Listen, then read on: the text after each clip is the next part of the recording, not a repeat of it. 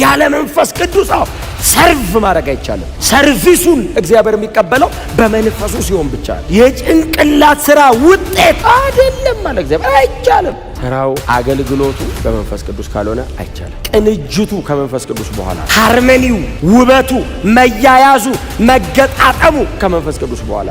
መንፈስ ቅዱስ የሌለበት ሲቃይ ነው፣ ትግል ነው፣ ድካምም ነው፣ አትግባባም። መንፈስ ቅዱስ የቤተ ክርስቲያን ሕይወቷን አቅሟል። ምን እያወራው እንዳለ መቼስ ግልጽ ነው ለሁላችሁም። ወንጌል ያለ መንፈስ ቅዱስ አይቻልም እያልኳችሁ ነው። ኢየሱስ ክርስቶስን መግለጥ ለእግዚአብሔር ሕያዋን ማደሪያ ሆኖ ለመሰራት ያለ መንፈስ ቅዱስ አይቻልም። ሰው ማደሪያ ሆኖ ሊሰራ ይችላል።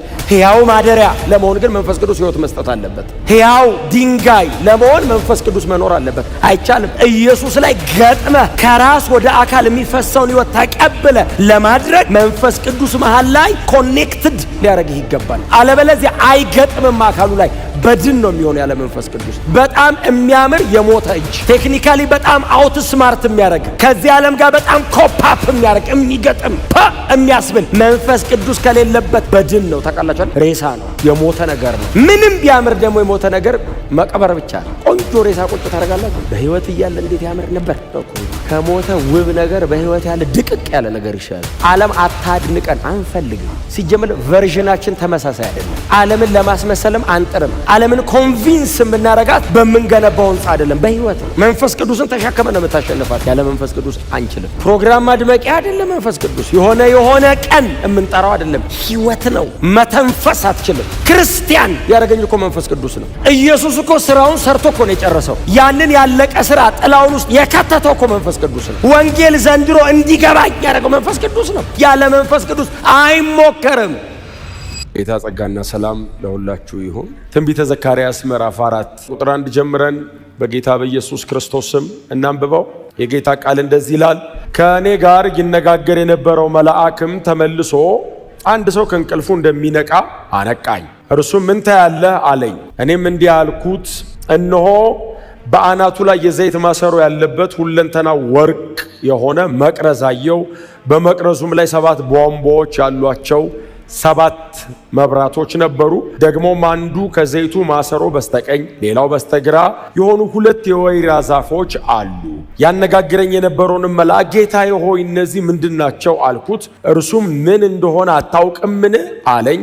እኔም ጌታዬ ሆይ አላውቅም አልኩት። ከዚያም እንዲህ አለኝ፣ ለዘሩባቤል የተላከው የእግዚአብሔር ቃል ይህ ነው፣ በመንፈሴ እንጂ በኃይልና በብርታት አይደለም ይላል እግዚአብሔር ጸባዖት። ታላቅ ተራራ ሆይ አንተ ምንድነ?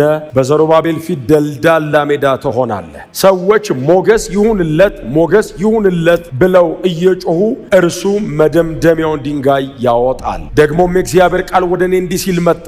የዘሩባቤል እጆች እነዚህን ቤት መቅደስ መሰረት ጣሉ፣ የሚፈጽሙትም የእርሱ እጆች ናቸው። ከዚያም እግዚአብሔር ጸባዖት እኔን ወደ እናንተ እንደላከኝ ታውቃላችሁ። የጥቂቱን ነገር ቀን የናቀ ማን ነው? ሰዎች በዘሩባቤል ልጅ ቱንቢውን ሲያዩ ይደሰታሉ። እነዚህ ሰባቱ በምድር ላይ የሚዘዋወሩ የእግዚአብሔር ዓይኖች ናቸው። ከዚያም መልአኩን ከመቅረዙ በስተቀኝና በስተግራ ያሉት እነዚህ 2 የወይራ ዛፎች ምንድናቸው አልኩት። እንደገናም በ2 የወርቅ ቧንቧዎች አጠገብ የወርቅ ዘይት የሚያፈሱት እነዚህ 2 የወይራ ቅርንጫፎች ምንድናቸው አልኩት። እርሱም ምን እንደሆኑ አታውቅምን አለኝ። እኔም ጌታዬ ሆይ አላውቅም አልኩት። እርሱም እነዚህ 2 የምድርን ሁሉ ጌታ ለማገልገል የተቀቡ ናቸው አለኝ። ክብር ለኢየሱስ ይሁን። ትንቢተ ዘካርያስ ምዕራፍ 4 ላይ ያለ የጌታ ቃል ክፍል ያነበብነው የዘካርያስ መጽሐፍ ለኛ በጣም ፋሚሊየር ይመስለኛል አይደል? ስለዚህ በጣም የቤተ መቅደሱ እደሳ ወይንም የዘሩባቤል ቤተ መቅደስ ተብሎ የሚታወቀውን ያንን ቤተ መቅደስ ሲገነባ ህዝቡ የአገልጋዮቹን ክንድ እንዲያበረታና ህዝቡ ቤተ መቅደሱ ስራ እንዲሳተፍ ዘካርያስ በጣም ትልቅ አስተዋጽኦ በእግዚአብሔር ጸጋና መልእክት በኩል እንዳደረገ መጽሐፍ ቅዱሳችን በጣም በሙላት ይተርካል። ይህ ዘካርያስ የተባለው ነብይ እንግዲህ ከሐጌ ጋር በተመሳሳይ ዘመን እንዳገለገለ ከዚህ በፊት ተናግሬያለሁ አይደል? ሐጌና ዘካርያስ አንድ ዘመን ላይ ነው ያገለገሉት። በተመሳሳይ ዓመት አንድ አይነት ጉባኤ ጭምር ነው ያገለገሉት። ይሄኛው ልጅ ግን በጣም እድሜው መውጣት ስለሆነ እነ ሐጌ አገልግሎታቸውን ጨርሰው ካንቀላፉ በኋላ ይሄኛው እስከ ፈርስት ምንድነው የመጀመሪያው ዘመን የታላቁ ንጉስ የአርጤክስስ የመጀመሪያ ዘመን ድረስ የመተንበይ እድል ነበረው። በጣም ረጅም ዘመን የማገልገል እድል ነበረው ይሄ ዘካርያስ ልክ እንደ ሕዝቅኤል እንደነ ኤርሚያስ ሁሉ ዘካርያስም ካህንና ነብይ ነበር አይደል? ክህነትም ነበረው፣ ነብይ ነበር። እንደውም በራኪው ብዙ አልተጠቀሰም። አዶ ነው በጣም የሚጠቀሰው። አዶ ካህን ነበር። ቀጥታ ከአዶ ከሚባለው ሰው ቀጥታ እነ ኤልያቂም በነበሩበት ዘመን ማለት ነው። አዶ ከሚባለው ሰው ቀጥታ ክህነትን ተቀብሎ ያገለግል የነበረው ዘካርያስ ነው። እንግዲህ ምናልባት መሀል ላይ በራኪው የሚባለው አባቱ በወጣትነቱ አንቀላፍቶ ሊሆን ይችላል ብለው ያስባሉ ብዙ ሰዎች። እንግዲህ አባቱ ካለ መቀጠሉ የማይቀረው በአባቱ በኩል። ስለዚህ አባቱ መሀል ላይ እንግዲህ አንቀላፍቷል። ይሄ ልጅ ደግሞ የክህነት አገልግሎቱን ቀጥታ ከአያቱ ላይ ተቀብሎታል። በነህምያ መጽሐፍ ላይ በእዝራ መጽሐፍ ላይ የአያቱና የዚህ ልጅ ስም አለ። በቤተ መቅደሱ አገልግሎት ኤሪያ ላይ ክህነትም ላይ ስሙ ተጠቅሷል። በተለይ አያቱ ደግሞ የላይኔጅ ሲደረድሩ የዘራረግ ሲደረድሩ በጣም በተደጋጋሚ ይገባል የዚህ ወጣት አገልጋይ አያትና በጣም እድለኛ ነው አያቱ አባቱ እሱ ከሱም በኋላ የሚቀጥለው ትውልድ በእግዚአብሔር ቤት ውስጥ የማገልገል እድል አግኝተዋል። ይሄ መጽሐፍ እንግዲህ በጣም ሰፋ ባለ አይነት መንገድ ስለ መሲሁ የሚናገር መጽሐፍ ነው። በጣም መሲያኒክ ከሚባሉ የብሉይ ኪዳን ነቢያት መካከል አንዱ ዘካርያስ ነው። በጣም በስፋት መሲሁን የሚናገር ነው። በጣም ይገርማቸዋል። ስለ ጌታ ስለ ኢየሱስ ክርስቶስ አንዳንድ ነገሩ ዲቴል ነው። ንጉሱ በአህያ ውርንጭላ ተጭኖ እንደሚገባ ትንቢት የተናገረው ይሄ ልጅ ነው። ኢየሱስ በ30 ጥሬ ብር እንደሚሸጥ የተናገረው ይሄ ልጅ ነው። በጣም ይገርማቸዋል። ስፔሲፊክ ማለት ነው። ንጉስሽ በአህያ ውርንጭላ ላይ ተጭኖ ይገባል ብሎ ትንቢት ተናግሯል። አሁን እሱ ያንን ትንቢት በተናገረበት ዘመን ንጉስ በአህያ ውርንጭላ ላይ አይቀመጥም። ንጉስ ሰረገላ ላይ ነው የሚቀመጠው። አህያ ውርንጭላ ላይ የሚቀመጥ ሰው በጣም ሚድል ክላስ ያለ ወይንም ደግሞ ዝቅ ያለ ሰው ነው። ነገስታት ሰረገላ ላይ ነው የሚቀመጡት። ንጉስሽ ያንቺ ንጉስ በአህያ ውርንጭላ ተቀምጦ ይገባል ብሎ ቀጥሎ ደግሞ ይሄው ንጉስሽ በ30 ጥሬ ብር ይሸጣል ብሎ ትንቢት ተናግሯል። 30 ጥሬ ብር ይሁዳ ቆጥሮ ሲሸጣው ኦሬዲ ዘካርያስ ተናግሮ ነበር። ክብር ለእግዚአብሔር ይሁን እና እሱ ብቻ አይደለም። የኢየሱስ መሰቀል፣ የኢየሱስ መቀበር፣ የኢየሱስ ትንሣኤ፣ የኢየሱስ እርገትና ዳግም ምጽአቱ በተብራራ መንገድ ዳይላማ ውስጥ በማይከት ለኢየሱስ ነው ለሌላ ነው በማያስብል መንገድ ክሊር በሆነ አይነት መንገድ ይህንን የመሲሁን የአገልግሎት ዘመን የመሲሁን የድነት ሥራ የመሲሁን በክብር ማድረግና ዳግም በክብር መመለስ ነብዩ ዘካርያስ በጣም ዲቴል አድርጎ ያብራራዋል። እሱ ብቻ ግን አይደለም። መሲያኒክ ቡክ ብቻ ሳይሆን አፖካሊፕቲክ ቡክም ጭምር ነው። አቡ ቀለምሲስ ስለመጨረሻው ዘመን ያወራል ማለት ነው እና በጣም የመጨረሻው ዘመንም ራእይ 14 21 ምናምን ላይ ያሉ ሐሳቦችንም ዘካርያስ ባይዘዌ ቨርስ ባይ ቨርስ ነው ቁጭ አድርጎ ያስቀመጣት። እነ ዮሐንስ ከዛ በኋላ የሚያዩትን እሱ ቀድሞ በትንቢት መንፈስ ላይ እግዚአብሔር ባስቀመጠው ጸጋ ቀድሞ ይመለከታል። ስለዚህ ከምዕራፍ 1 እስከ ምዕራፍ 9 እና ከዛ ከምዕራፍ 9 በኋላ ደግሞ እስከ ምዕራፍ 13 14 ድረስ በሁለት ከፍላችሁ እናንተ ማጥናት ትችላላችሁ የዘካርያስን መጽሐፍ ማለት ነው። ክብር ለእግዚአብሔር ለአምላካችን ይሁን።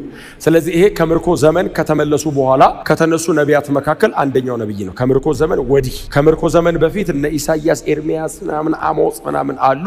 በምርኮ ዘመን ደግሞ እነ ዳንኤል፣ እነ ሕዝቅኤል አሉ። ከምርኮ ዘመን ወደዚህ ደግሞ እነ ዘካርያስ፣ እነ ሐጌ፣ እነ ሚልኪያስ ምናምን ደግሞ ይቀጥላሉ ማለት ነው። ስለዚህ የድህረ ምርኮ ዘመን ነብይ ነው ማለት ነው። ስፔሲፊክ እግዚአብሔር ያስነሳው ቤተ መቅደሱ በእነሱ ዘመን እንዲሰራ የሕዝብን ልብ ለማነሳሳት ነው። ክብር ለእግዚአብሔር ለአምላካችን ይሁን። ስፔሲፊክ ደግሞ ያንን አገልግሎት አገልግሏል። በተሳካ መንገድ ቤተ መቅደሱ ተሰርቷል። በጣም በተሳካ መንገድ ቤተ መቅደሱ ተሰርቷል። እግዚአብሔር በዚህ ወጣት ብላቴና እና በሽማግሌው በሐጌ ትንቢት ቤተ መቅደሱ ስፔሻሊ የዘሩባቤል ቤተ መቅደስ እንደገና ሪቢውልት እንዲደረግ በጣም ትልቅ አስተዋጽኦ አድርገዋል። የተሳካ አገልግሎት ያገለገለ በጣም ታላቅ ወጣት አገልጋይ ነው። እግዚአብሔር የተመሰገነ ይሁን። ምዕራፍ 4 ምዕራፍ 3 በጣም ዝነኛ ነው አይደል? ይሄ ምዕራፍ 4 አምስተኛ ራእይ ነገር ነው። አምስተኛው ነው በዘካርያስ መጽሐፍ ላይ አምስተኛ ነው። ምዕራፍ 3ም የእድፋም ልብስ ለብሶ አየሁት፣ እድፋም ጥምጥም አውልቁለት፣ እድፋሙን ልብስ ቀይሩለት ምናምን የሚለው ስለ ካህኑ ስለ ኢያሱ ያየው ነው ምዕራፍ 3። ምዕራፍ 4 ደግሞ ስለ ዘሩባቤል የሚያየው ነው። ምዕራፍ 3 ካህኑን ነው። ምዕራፍ 4 ደግሞ ንጉሱን ነው የሚያየው። ዘሩባቤል የእስራኤል ንጉስ ነበር። ለእስራኤል መሪዋ ነበር ዘሩባቤል። ኢያሱ ደግሞ ካህኗ ነበር። ታላቁ የኢዩሴዴቅ ልጅ ኢያሱ ማለት ነው። ያኛው ኢያሱ የማን ልጅ ነበር? የነዌ ልጅ ኢያሱ። ይሄኛው የኢዩሴዴቅ ልጅ ኢያሱ። ያኛው መስፍን ነው አይደል? የእስራኤል መሪ ነው። ይሄኛው ኢያሱ ደግሞ ታላቁ ሊቀ ካህን ነው የሚለው ባይዘው ኖርማል ሳይሆን ታላቁ ሊቀ ካህን የኢዩሴዴቅ ልጅ ኢያሱ እድፋም ልብስ ለብሶ አየሁት። እሱ ምዕራፍ 3 ላይ ያለ ነው።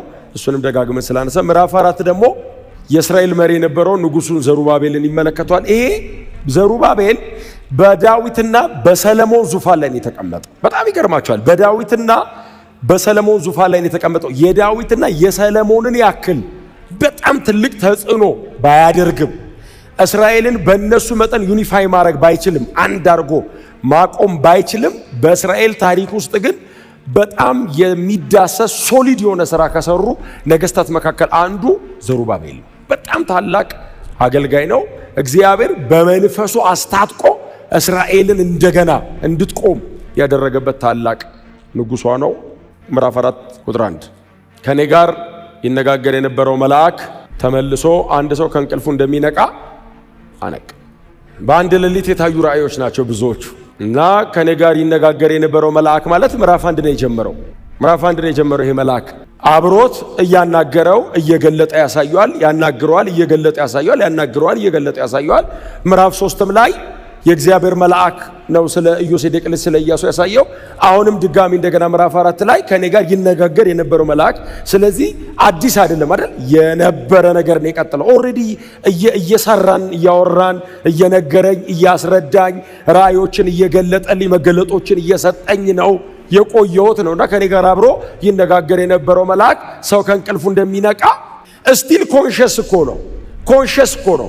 የነበሩትን ነገሮች በሙሉ አንደርስታንድ እያደረገ እኮ ነው የመጣው። አሁን ግን ተጨማሪ ግልጠት ሰጠኝ ነው።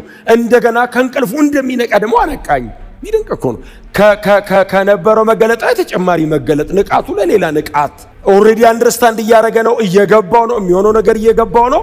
እንደገና አነቃኝ አለና ብንን ነገር አልኩለት። እንዲህ ንቀት ነገር ስል ምን ታያለህ አለው።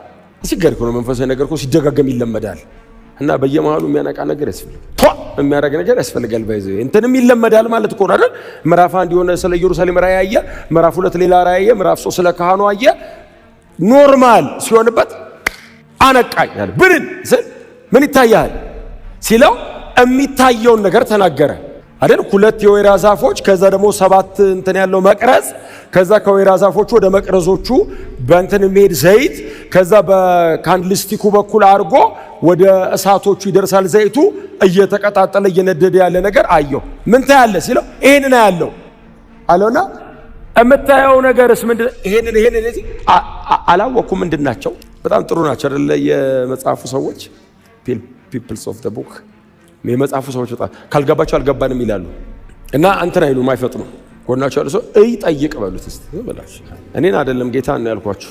እኔ ምን አውቃለሁ? እኔ በጣም ትንሽ ነገር ነው የማውቀው። አለ ሁሉን የሚያውቅ ሲያሳይ ምንድን ነው ጌታ ሆይ? አሁን ዘካርያስ 2 ወይራ ዛፍ፣ ከዛ በእንትን በኩል የሚፈስ ዘይት፣ 7 ራስ ያለው የወርቅ መቅረዝ፣ በመቅረዙ ላይ ያሉ እንደገና 7 መብራቶች፣ እንደዚህ አይነት 7 ናቸው። 49 መብራት ማለት ነው። ባይዘው 7 መቅረዝ ላይ ያለ 7 መብራት 49 ነው። ባይዘው ያየው አያለው ይሄንን አለው። መጽሐፍ ቅዱስ ላይ ምን ታያለ? አዲስ አይደለም አይደል? ምን ታያለ እኮ ከዚህ በፊት ለምሳሌ አሁን ኤርሚያስን መጣና እግዚአብሔር ቀጥታ አይደል? እግዚአብሔር ቀጥታ መጣና ኤርሚያስ ሆይ አለው። አቤት ምን ታያለ? እግዚአብሔር ሲጠይቃቸው የሚያዩት ነገር ከባድ ነው። የሚያሳያቸው እሱ ስለሆነ የለውዝ በትር አያለው አለ። አይ ቲንክ ለውዝ በትር የለው ለውዝ እንትን ለራሱ እግዚአብሔር እንደዚህ ያለው በቃሌ እፈጽመው ዘንድ ተጋለሁ። ያየው ነገር ሊሆን የሚችል የማይመስል ነገር ነው ያየው። እኔ ግን አደርገዋለሁ። አሁን መጣና ምን ታያለ ሲለው ገና ቤተ መቅደሱ አልተሰራም፣ ገና ሊሰራ ነው። በቤተ መቅደሱ ውስጥ ነው ካንድልስቲኩ የሚኖረው። ይሄ ምንድነው የሚባለው? መቅረዝ የሚኖረው። መብራቱ ከዛ በኋላ ነው የሚመጣው። ገና ከምርከው ተመልሰው 538 ላይ በዘሩባቤልና በኢያሱ በኩል ህዝብ ወደ ኢየሩሳሌም ሲመጣ አብሮ የመጣ እኮ ምርኮኛ ነው። የተወለደው ባቢሎን ነው። ኢያሱ የተወለደው ባቢሎን ነው። ቤተ መቅደሱን አያውቀውም። ባይዘው አይቶት አያውቅም። ቤተ መቅደሱን ሲመለስ ኦሬዲ የፈረሰ ቤተ መቅደስ ጋር ነው የመጣው። የሰለሞንን ቤተ መቅደስ በዝና ነው የሚያውቀው። በአካል አይቶት አያውቅም። ውስጡ ምን ይኑር ቀጥሎ ምን አያውቀውም። በአካል እንደዚህ አይቶት አያውቅም። የክህነት ላይን ውስጥ ቢኖርም የሚያገለግልበትን ቤተ መቅደስ ግን አያውቀውም። የተወለደው ባቢሎናውያን አገር ስለሆነ ስለዚህ እግዚአብሔር መጥቶ የጠየቀው ቤተ መቅደስ ውስጥ በአንተ የክህነት ስራ ስታገለግል የምታየውን ነው የጠየቀው። ምንድነው የምታየው ሲለው የወርቅ መቅረዝ። እሺ መብራት በላዩ ላይ አለ። ይሄ ማለት ቅድስተ ቅዱሳን ውስጥ የሚቀመጥ ነው። ባይዘው በእግዚአብሔር ታቦት አጠገብ የሚቀመጥ ጉዳይ ነው ያየው ልጁ። በቅድስተ ቅዱሳን ውስጥ ካንድልስቲኩን ያዋለው እላዩ ላይ መብራት አለ። ዝም ብሎ ግን አይደለም የሚበራው። ታዲያ 2 የወይራ ዛፍ አለ። ዘይት እንዳይቋረጥበት ሁልጊዜ እየተቀጣጠለና እየበራ እንዲኖር ከነዚህ የወይራ ዛፎች ዘይት ሁልጊዜ ወደ እንትኑ ይሄዳል፣ ወደ መቅረዙ። ይሄንን ያየሁት ምን እንደሆነ ግን አላወቅኩም። መልአኩ በጣም ጥሩ ነው እንዲያስረዳው ስለተላከ እንዲያስረዳው ነው የተላከው መልአኩ እንጂ መልአክ እንደዚህ ቆሞ ብዙ አያብራራ። መልአክ እንደምታውቁት ነው ምን ታያለህም አይልህም እይ ብሎ ነው የሚሄደው። ምን ታያለህ እኮ ለሚቀጥለው ዲያሎግ ሁሉ እኮ በር ከፋች ነው አይደል? እንትና ያለው ስትለው እንትን ነው ሊል እኮ ነው። መልአክ ኮመንሊ የምናውቀው የሆነ ነገር ለማድረግ የውሳኔ ቃል ይዞ ነው የሚመጣው። መልአክ ኦልሬዲ ከእግዚአብሔር ጋር ብቻ ጨርሶ ስለሆነ የሚመጣው አንተን አይጠይቅህ፣ አያስፈቅድ። ገብቷል አልገባ አይጠይቅህም። ግዴታ ነው እንዲገባህ። ካልገባህ ራሱ በግድ ይገባሃል። ይህም ቦታ ሲዞ ነው የሚሄደው። ወታደራዊ ነው። እኔ የምናገረውን የአምላክን ቃል እንዴት አታምንም አይደል? እንዴ ያለው ለአንደኛው ሰውዬ እኮ የሚያወራበት በር ከፍቶለት የሚያወራበት በር ከፈተለት። አንተ ሰው ባለቤት ትወልድልሃል፣ ስሙን ልጁ ካህንም ነብይም በእግዚአብሔር ፊት ይሄዳል። መልአክ አረቆ ምናምን ሲለው እኔ እኮ ይሄ የኔ ቃል አይደለም አለው። ተልኬ ነው አላመንክምና አለው። አላስረዳውም። አሁን እንደ ዘካርያስ አልገባህም፣ ገብቶሃል። እሺ ቆይ ይሄ ምን ማለት መሰል አላለው። ለሆነ ስለዚህ ጋር አስረዳ ተብሎ ተልኮ ነው። እዛ ጋር ነግረናን የተባለ ኢስ አልተረዳሁትም ሲለው እንግዲያው አሁን አንተ ያየኸው ስለ ዘሩባቤል ነው። ምንድን ነው ሲለው ለዘሩባቤል የተነገረ የእግዚአብሔር ቃል። ዋው! የእግዚአብሔር ቃል ለዘሩባቤል ለንጉሱ ለዘሩባቤል የተነገረ የእግዚአብሔር ቃል ምንድን ነው? እግዚአብሔር ለዘሩባቤል የተናገረው ቃል ይላል ዘካርያስ። መልአኩ ነው ቆሞ የሚለው ለዘሩባቤል የተነገረ ቃል ነው ሲለው ምንድን ነው እግዚአብሔር ለዘሩባቤል የተናገረው ሲለው በመንፈሴ እንጂ በኃይልና በብርታት አይደለም ይላል እግዚአብሔር ጸባዖት። እንደሱ ነው አይደለም የሚለው ቃሉ። ቁጥር 6 ምንድነው የሚለው? በሉት እስቲ። ከዚያም እንዲህ አለኝ፣ ለዘሩባቤል የተላከው የእግዚአብሔር ቃል ይህ ነው፣ በመንፈሴ እንጂ በኃይልና በብርታት አይደለም ይላል እግዚአብሔር ጸባዖት። ለምንድን ነው ለዘሩባቤል እግዚአብሔር ይህንን ቃል የተናገረው? ዝም ብሎ እየበላ እየጠጣ እየለበሰ ምን እያል እንዲኖር ነው? አይደለም። እግዚአብሔር በዘሩባቤል እጅ በኩል እየሰራ ያለው ትልቅ ስራ አለ። በዘሩባቤል እጅ የሚሰራው ስራ በኃይልና በብርታት አይደለም፣ በመንፈሴ ነው። ያለ መንፈሴ አይቻልም። እኔ ካላገዝኩት፣ እኔ ካልደገፍኩት፣ እኔ ካላበረታሁት፣ መንፈሴን ካልሰጠሁት በዘሩባቤልና በእስራኤላውያን ቅንጅት ብቻ አይሰራም። በመንፈሴ እንጂ ከባደች ቃሏ። በመንፈሴ እና ቢሆን ጥሩ ነበር። በመንፈሴ እና በኃይልና በብርታት ቢሆን ተባብረን እንላለን። እግዚአብሔር መጣና በመንፈሴ እንጂ በኃይልና በብርታት አይደለም።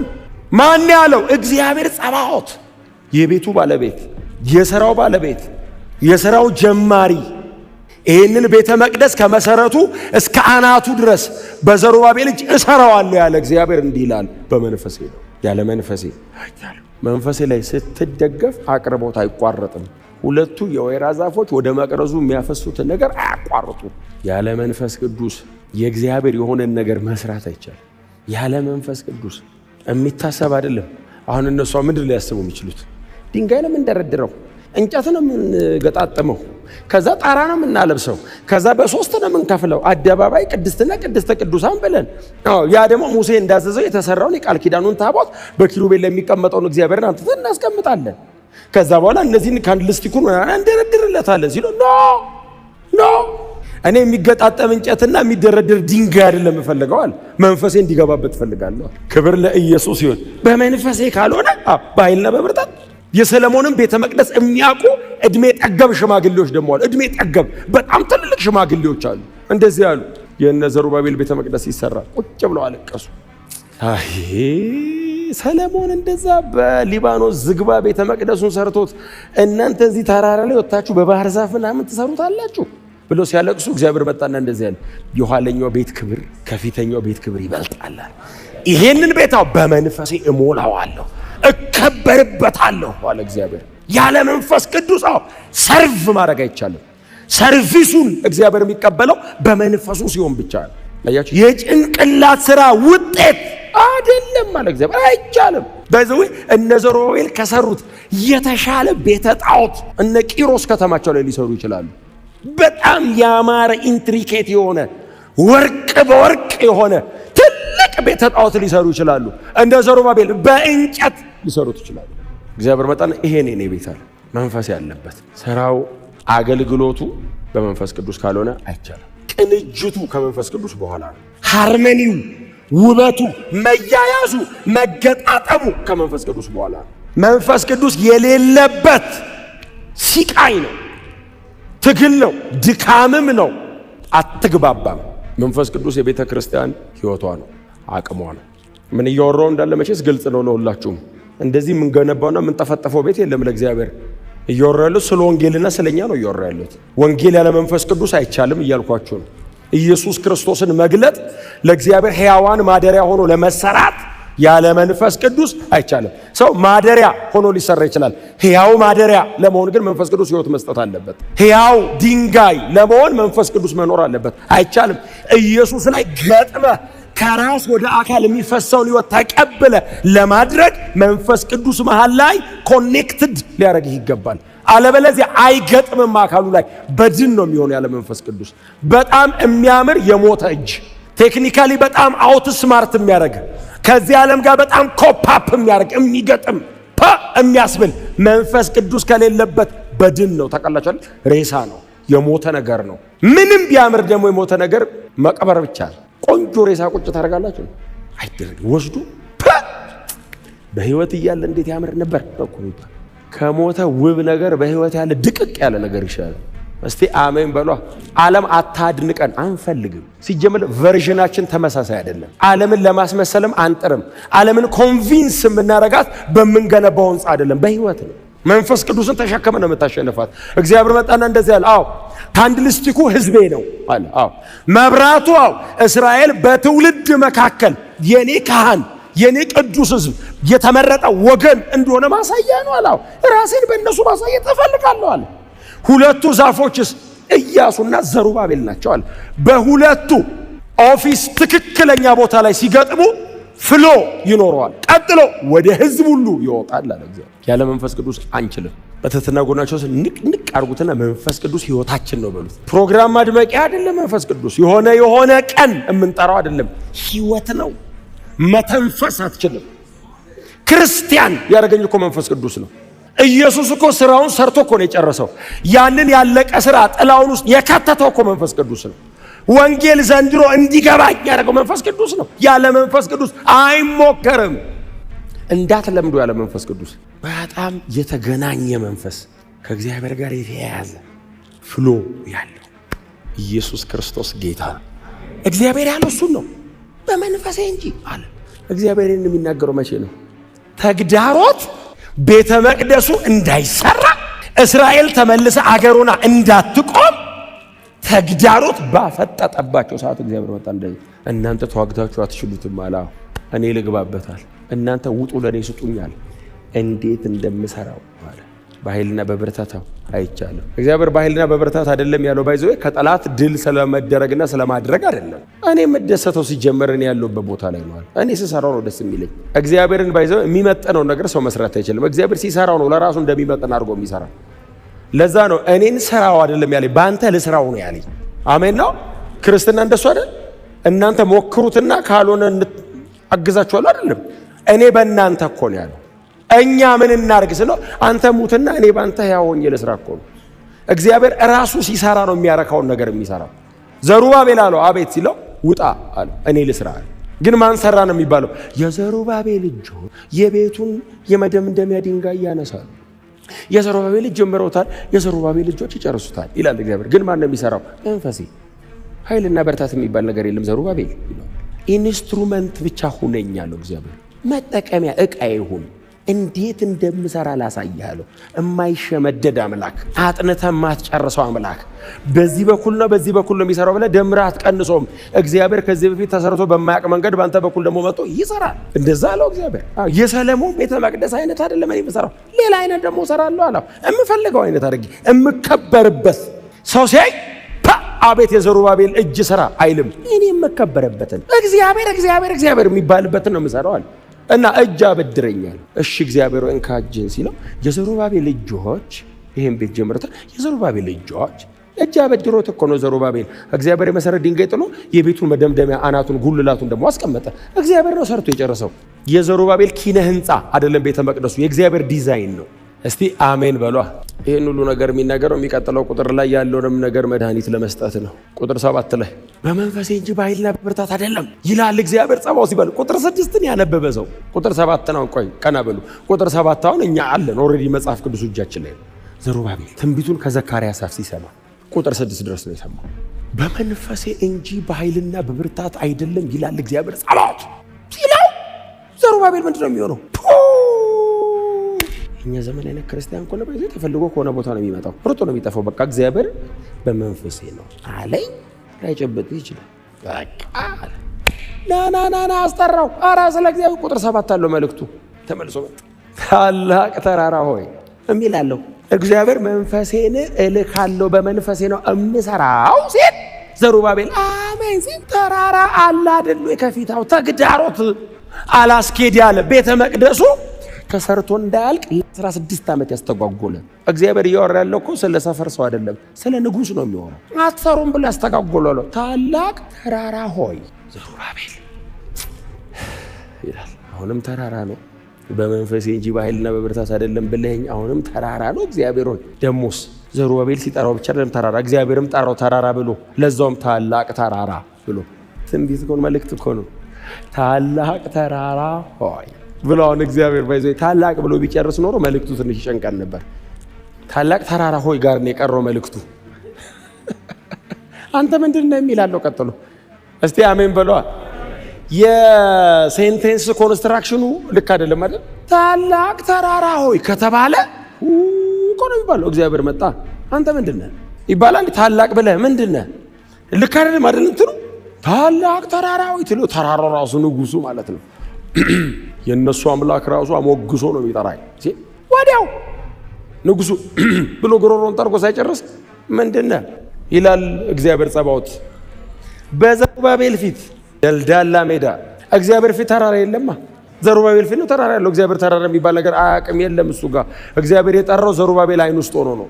ከዚህ በፊት እኮ ነግሬያቸዋለሁ። እግዚአብሔር ዝቅ ብሎ ዘሩባቤል አይን ውስጥ ሆኖ ያለና ዘሩባቤል ተራራውን በሚጠራበት ጠራው። ታላቅ ተራራ ይላል ዘሩባቤል። እግዚአብሔር ታላቅ ተራራው ያለው አቤት አለ ተራራው።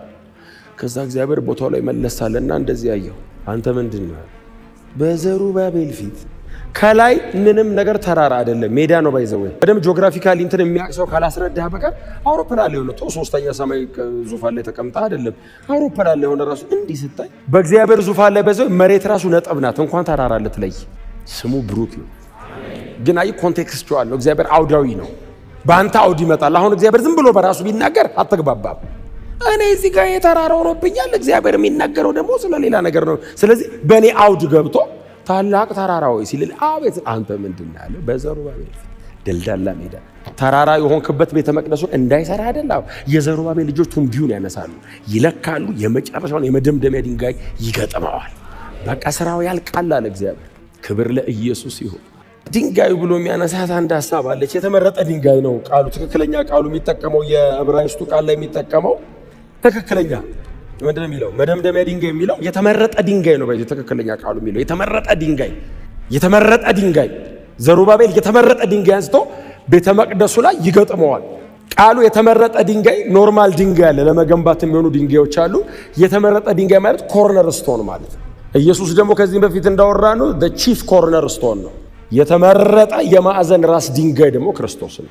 የቤተ መቅደሱ የመጨረሻውን መደምደሚያ መዝጊያውን ዘሩባቤል አንስቶ ይገጥመዋል።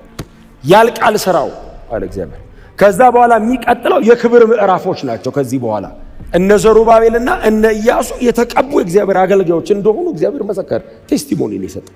ሁለቱ የወርያ ዛፎች ምንድን ናቸው ሲል ሁለቱ የተቀቡ አገልጋዮች ናቸው። የሰማይና የምድርን ጌታ እግዚአብሔርን ለማገልገል የተቀቡ ሁለት አገልጋዮች ናቸው።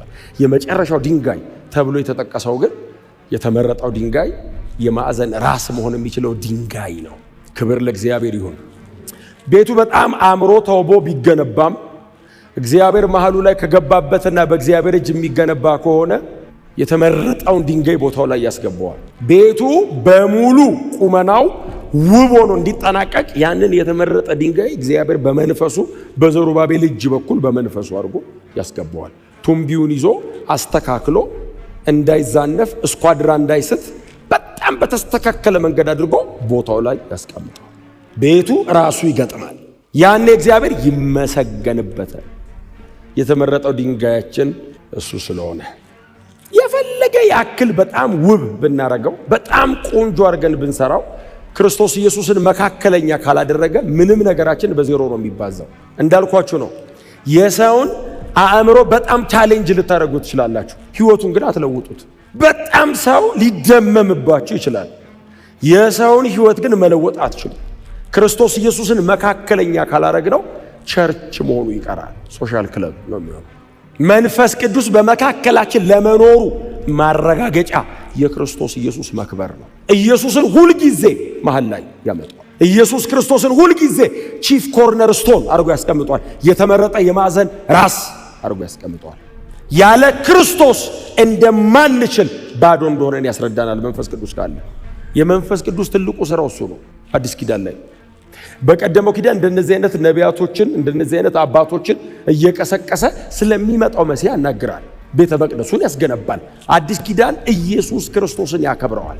በመካከላችን ኢየሱስ ክርስቶስን ያከብረዋል። ክርስቶስ ኢየሱስን መካከለኛ ያላደረገ የትኛውም ነገር በእግዚአብሔር ፊት አቅምም ተቀባይነትም የለውም።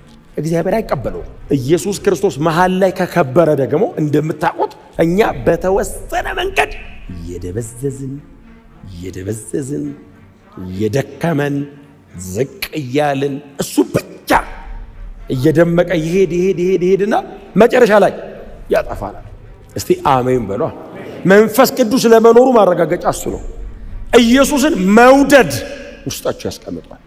ያለ እሱ አልችልም የሚል ውስጣችሁ ያስቀምጣል። እሱ ከሌለ እኔ መኖር አልችልም እንላለን። ያለ ምንም ነገር ብለን እንዘምር የለ እንዴ? መኖር እችላለሁ። ትክክል እኮ ነው። አጣለሁ ብሎ ያላሰበው ነገር ሰው ሲያጥ እኔ ይሄን ነገር ባጣ እሞታለሁ የሚል ሰውዬ እንደሱ አይነት ብዙ ነገር አጥቶ እግዚአብሔር አበርታኝ እያለ ይኖራል። ይቻላል። ያለ እግዚአብሔር ግን አትቻልም። መንፈስ ቅዱስ ሕይወት ላይ መኖሩን የምታረጋግጠው እሱ ነው። አንዳንድ አክቲቪቲዎች ላይ በጣም ጎበዝ መሆን አይደለም፣ ኢየሱስ ክርስቶስን መካከለኛ ማድረግ። እስቲ አሜን በሉ። መልእክታችሁ፣ ጸሎታችሁ፣ አገልግሎታችሁ፣ የህይወት አቋማችሁ፣ ፍላጎቶቻችሁና መድረስ የምታስቡበት ቦታ ክርስቶስን መካከለኛ ያደረገ መሆን አለበት። አለበለዚያ በድካም እንዳይሆን ማለት ነው። በጣም ደጋግመን የምናደርገውን ነገር በደጅ ያሉም ሰዎች ተመሳሳይ ደጋግመው ሊያደርጉት ይችላሉ። ምንድነው ልዩነቱ? ህይወት ያለ ኢየሱስ ድካም ነው፣ ያዝልሃል። የሆነ ቀን ደግሞ ትስታል። የሳትክ ቀን ገደለኝ በቃ ነው የምትለው። መንፈስ ቅዱስ ህይወታችን ነው። ክርስቶስ የቤተ ክርስቲያን ራሷ ነው። መንፈስ ቅዱስ መኖሩን የምታውቀው ኢየሱስን ያከብረዋል። ኢየሱስን በህይወት ላይ ያከብረዋል። ኢየሱስን በምትፈልገው ነገር ላይ ያከብረዋል። ምኞት በሙሉ ተሰብስቦ እሱን ከማወቅ ጋር ይያያዛል። ጳውሎስ እንደሱ አይደል እንዲሆነው? እንደሱ እኮ ነው የሆነው። ህግን በመጠበቅ ፈሪሳዊ ነኝ አለ። አትደርሱብኝም አለ። ህግን በመጠበቅ ቢዳን ይኔን አትደርሱብኝም። ደግሞ የቢንያም ወገን ነኝ። ቢንያም ዝም ብሎ ወገን እንዳይመስል፣ የመጀመሪያው እስራኤል ንጉሥ የተገኘው ከቢንያም ወገን ነው። ሳኦል እኮ የቢንያማዊ ነው። የቢንያም ወገን የተመረጥኩ ንጉሥ ሲባል እኛ ቤት የተመጣው መጀመሪያ ግን ያለ ነቀፋ የጠበቀ ፈሪሳዊ እንከን የሌለብኝ የቤተ ክርስቲያን አሳዳጅ ድርድር አደረገውና ይህንን ሁሉ ወደር ከሌለው ከጌታ ከኢየሱስ መገለጥ ጋር ሳያይዘው ከንቱ ነው። እስቲ አሜን በሉ። ሪቹዋልስ ዊዛውት ክራይስት፣ ድግግሞሽ ያንተ ፐርሰናል አቺቭመንት ያለ ክርስቶስ ባዶ ነው። እነዚህ አይጠቅሙም አይደለም ያለው ጳውሎስ። ከኢየሱስ ጋር ሲነጻጸር ግን ለመዳን በእግዚአብሔር ቤት ውስጥ ላለ ጉዳይ በፍጹም። ለዛ ነው ማዕረግ በጣም ይጠቅማል። መማር ምንም ጥርጥር የለውም። ተማሩ ባካችሁ። በእውነት እግዚአብሔርን ይሹማችሁ ያክብራችሁ። ለመቼ ለሚጠቅመኝ ጥላሁን ለሰባው መሬት ላይ ላለው እዚህ ቤት ስንገባስ ተመሳሳይ 3 PhD የጫነው ትምህርት ያልቆጠረው ሁሉም ሰው እዚህ ቤት እኩል ነው። በጣም ባለጠጋ እግዚአብሔር ያርጋችሁ። በጣም ባለጠጋውም ሰውዬ መንገድ ላይ የሚተኛውም ሰውዬ እዚህ ቤት እኩል ነው። ያገኘው ገንዘብ ለመዳን ምንም አያዋጣም። የተማርከው ትምህርት ዘር ቆጠራ ለመዳን ምንም አያዋጣም፣ አይጠቅምህም። ይህንን ሁሉን ሰበስብና ከኢየሱስ ክርስቶስ ጋር ስናነጻጽረው እንደ ጉድፍ በእውነት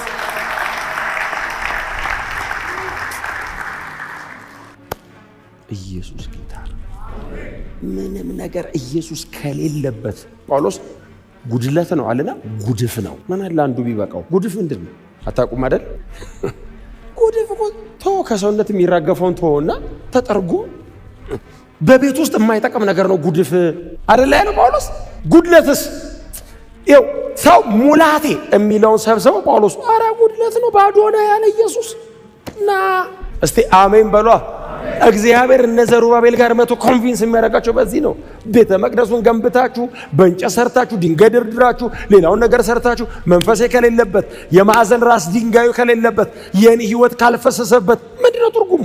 እንደሱ አይነት ያማሩ ቤቶች በምድር ላይ በጣም ብዙ አሉ። ቤቱ የሆነ ነገሩ አይደለም እኔ የሚማርከኝ። አዎ ዲዛይኑን ከኔ ወስዱ፣ እኔ ልስራው፣ ልኑርበት፣ ልደርበት። ቤተ መቅደስ የሚሆነው ህንጻው ብቻ አይደለም፣ እኔ ሳድር ነው ገብቼ። አሜን ነው። ያለ ኢየሱስ በእውነት በጣም ብዙ ቦታ ልትንከራተቱ ትችላላችሁ። ምናልባት እኛ መካከል እንግዶች ካሉ በጣም ብዙ ቦታ ሰው እረፍት ለማግኘት በጣም ብዙ ርቀት ይሄዳል። የምትደርስበት ነገር እስክትደርስበት ነው የሚያጓጓ እንጂ ያገኘው ሰዓት ደግሞ ከመጀመሪያው ይልቅ የባሰ ሌላ ሲቃይ ነው ልብ ላይ የሚያስቀምጥብን።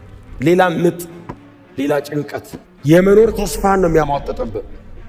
ኢየሱስ ጋር ስትመጣ ወደ እኔ የመጡትን መልሼ አላስወጣቸውም ማለት እውነተኛና ዘላለማዊ እረፍት ኢየሱስ ጋር አለ። ኢየሱስ ጋር ኑ፣ ወደ ኢየሱስ ኑ። በነፃ ነው። ምንም ነገር ዓለም በነፃ አትሰጥም። ስትቀበላት ታስከፍልሃለች። መጨረሻ ላይ ደግሞ የሰጠችንም ከነ ህይወት መልሳ ትወስደዋለች። ኢየሱስስ ሪተርን አይፈልግም፣ እንዲሁ ነው የሚሰጠህ።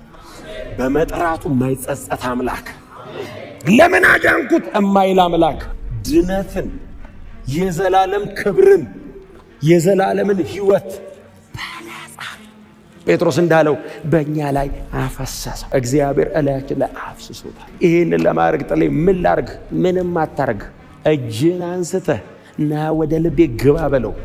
ከዛ በኋላ ሲገባ ምን እንደሚያደርግ አንተ ታያለህ። ህይወትን ይቀይረዋል። እውነተኛ ረፍት ኢየሱስ ጋር ብቻ ነው ያለው።